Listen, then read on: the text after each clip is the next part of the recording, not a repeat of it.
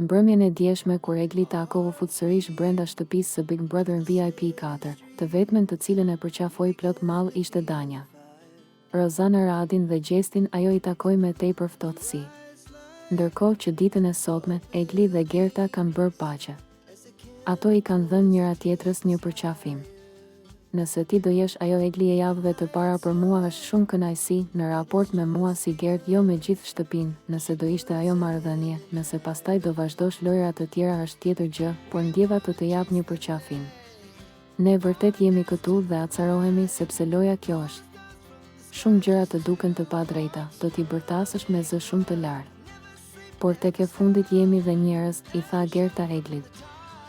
Nuk dihet nëse kjo është një strategji e Eglit dhe Gertës kundër Rozanës dhe Gjestit dhe mbetet për t'u parë në ditët në vazhdim, por ajo që dihet është se Egli i ka injoruar të dy si Rozanën ashtu edhe Gjestin. Po iko Rozana se të njohim kush je po boll na hapë barkun.